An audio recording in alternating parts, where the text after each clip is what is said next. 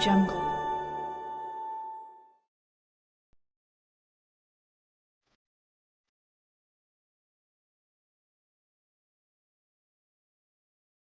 Cedar's apartment was one of the few examples of permanent housing in the library. It was small and cramped, and if Cedar stood in the bathroom and spread their arms, they'd touch the opposite sides of it. Calling it an apartment was an overstatement. It was a nook. But they were just glad to have indoor plumbing, and that they didn't have to share it with anyone.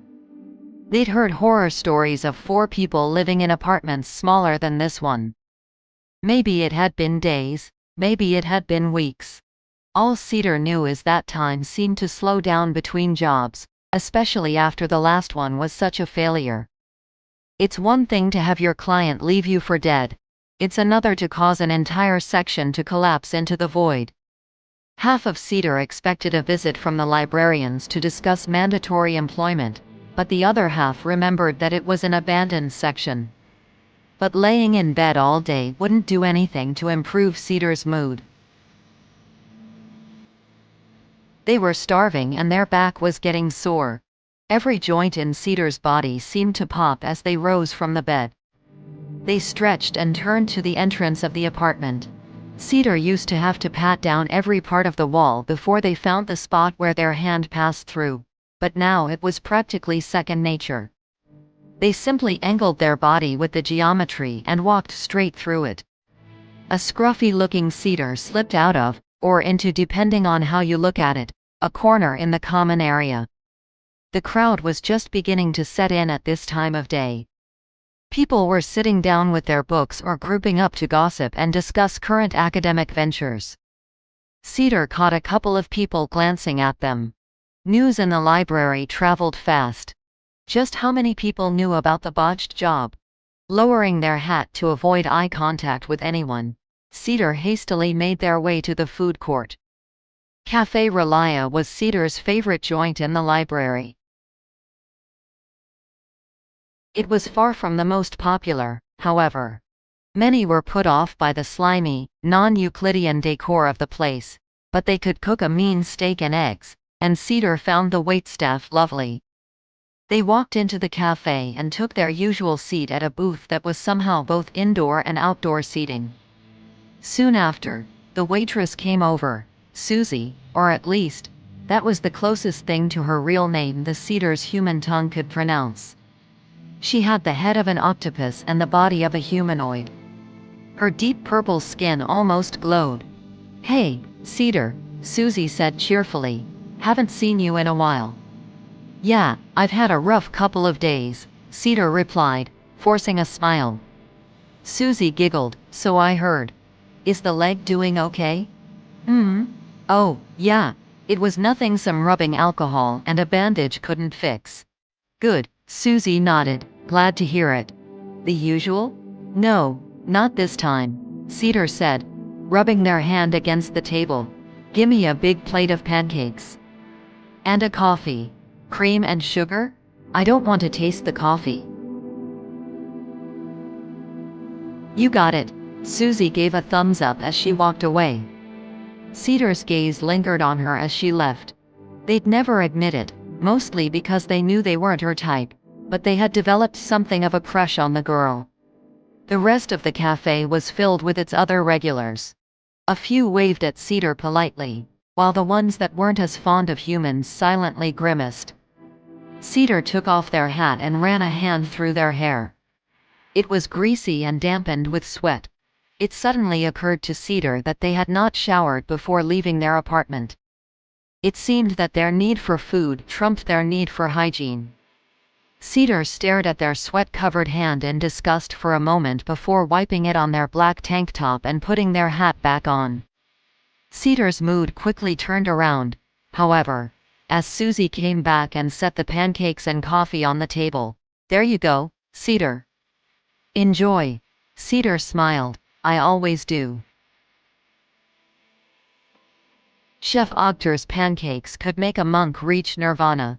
Cedar happily chewed on a piece of pancake before taking a long sip of coffee.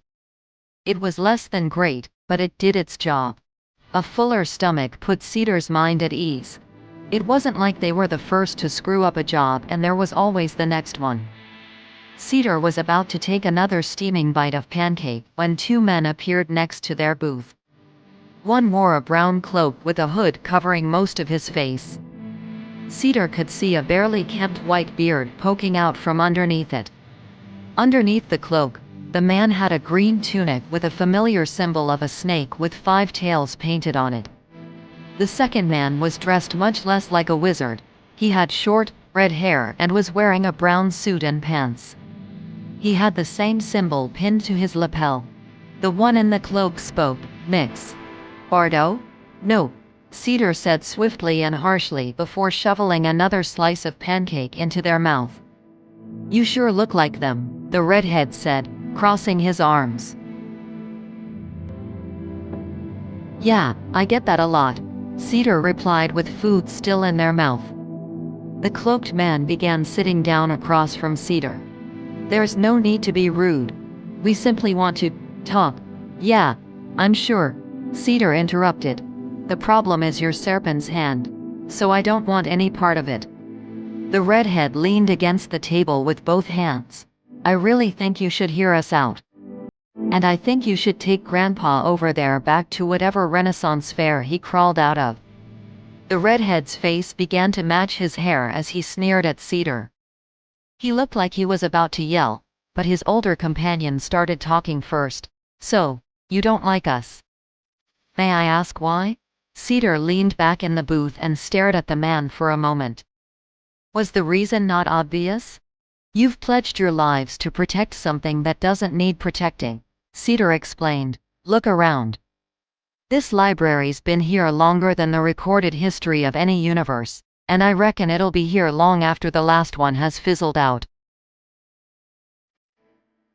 And you have the fucking gall to think it needs some knights in shining armor to stand and defend it? You walk around here like you're a bunch of selfless heroes, but you're just a gaggle of self-righteous dotes-bags with egos the size of Everest." The redhead was about to launch a retort when the cloaked man chuckled, colorful. "Your reputation precedes you quite well, Mix. Bardo." Cedar glared at the two men as they slowly accepted that their breakfast would not be as peaceful as they had hoped. The cloaked man straightened himself and regained his professional demeanor. "Born and raised in 3 Portlands. You were homeschooled by your parents before going to Deer College. There, you earned a master's degree in para-history and was the salutatorian of your class. Soon after, you were hired by Prometheus Labs, where you worked as a researcher of anomalous artifacts and para-history until its closure. After that, you somehow found a way into the Wanderer's Library where you have remained ever since. Wow, you found an encyclopedia article about me. Impressive," Cedar said with thick sarcasm. "Look, would you just tell me what you want so I can tell you to fuck off and go back to enjoying my meal?" "My name is Kane Von Pike," the cloaked man said before gesturing to the other man, "and this is Ben Keeley. We'd like to hire you." "To do what?" "To find Marv," Kane answered. "Marv?" Cedar was getting confused. "The library cat that argues with me about my reading recommendations?" "She's probably taking a nap in the commons right now." "No, jackass," Ben said. He hadn't talked in so long that Cedar almost forgot he was there. "Marv, the original." "The original's gotta be worm food by now," Cedar said dismissively. "What would you want with it?" "First off, we have reason to believe that the Davite experiments performed on it have stopped the original's corpse from decomposing," Kane explained. "And second, we don't want it. The problem is that the bookburners do." "The bookburners, huh? Now what would they want from—" Cedar stopped, suddenly knowing the answer to their own question. "You think they could reverse engineer the magic somehow?" "Precisely," Kane confirmed, "and regardless of your opinion of us, the bookburners with Davite magic would be dangerous for everyone. The library may survive, yes, but there's no denying that it'd be in a much worse state." Cedar tapped their finger on the table in contemplation. If the Global Occult Coalition could figure out how to use the magic of the diva, How far would they be from opening ways without knocks, or just creating their own ways altogether? They were agreeing wholeheartedly with the hand. Something wasn't adding up. Why me? Why you? Mix. Ardo, please don't sell yourself short, Kane started. Salutatorian is not an easy thing to achieve. And if your academic prowess wasn't enough, you've been shown to have exceptional quick-thinking skills. That's not to mention your lack of fear in the face of danger, and I have a lead, right? Cedar realized. The Chronicle. You must have heard about it. Most everyone on this side of the library has. Kane smiled. Yes, and there is that. Still, we are asking you for help. You will be rewarded. Money, rare books. At the very least we could get you some very nice living quarters. Cedar thought of their small apartment, and how boring lying in bed had been for the past few days.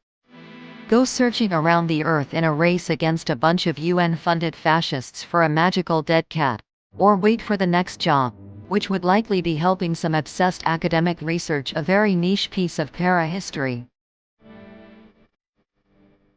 The correct choice quickly became clear. Fine, I'll help. Glad to hear it, Kane said as he stood up. You'll be working with Ben. What, I need a babysitter? Cedar asked, irritated. It's more like we're babysitting each other, Ben said as he took Kane's seat, sharing Cedar's annoyance for once. Call it whatever you like, but this will go much easier with two of you rather than one, Kane exasperatedly explained before pulling 4 universal tokens from his cloak and tossing them on the table. Enjoy your breakfast, Cedar. Kane walked behind a pillar and disappeared into the geometry of the cafe, leaving Ben and Cedar alone. All right, where's the Chronicle? Ben said impatiently. Shish. Cedar poured more syrup onto their stack of pancakes. Eat first. Work later.